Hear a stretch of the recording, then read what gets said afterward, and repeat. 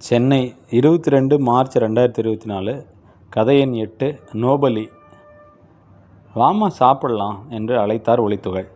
அப்பா, நான் 10 மணிக்கு தான் சாப்பிடலாம் என்றிருக்கிறேன் என்று வில்லியிடம் இருந்து பதில் வந்தது.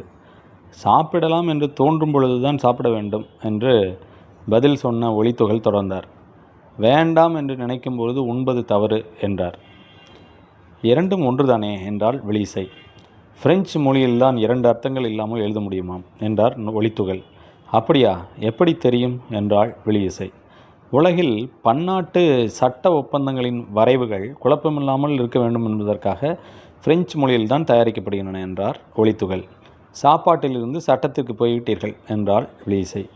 சட்டம் உட்பட எல்லாமே சாப்பாட்டுக்காகத்தானே என்றார் ஒளித்துகள்.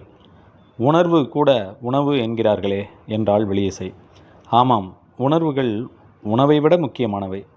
உணவு என்ன என்பதை கூட உணர்வுதானே தீர்மானிக்கிறது என்று கேள்வியில் முடித்தார் ஒளித்துகள். டேனியல் காஹ்னிமேன் இருவர் மனதிலும் வந்துவிட்டார். மனிதர்கள் உணர்வுகளால் வாழ்கிறார்கள், வாழ்வதால் சிந்திக்கிறார்கள், சிந்திப்பதால் உணர்வு வசப்படுகிறார்கள் என்றெல்லாம் வேகமாகவும் மெதுவாகவும் புட்டு புட்டு வைத்தவர். முதியவர், ஆனாலும் புதியவர். இஸ்ரேலி நோபலி என்று நோபல் பரிசு பெற்றவரை சொல்ல தோன்றுகிறது. அதை நீ ஏற்றுக்கொண்டால் அது நியோலாகிசம் ஆகிவிடும் என்றார் ஒளி. நேற்று மதியம் ஒளி வாங்க செல்கிறேன் என்று போனீர்களே என்றாள் வில்லிசை.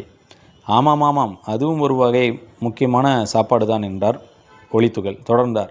சித்தர்கள் வயதேற உணவை சுருக்கி நீரை உண்டு வாழ்வர். இறுதியில் காற்றை உண்டே சில காலம் வாழ்வார்களாம். அதை போல ஒளியை உண்ணலாம்.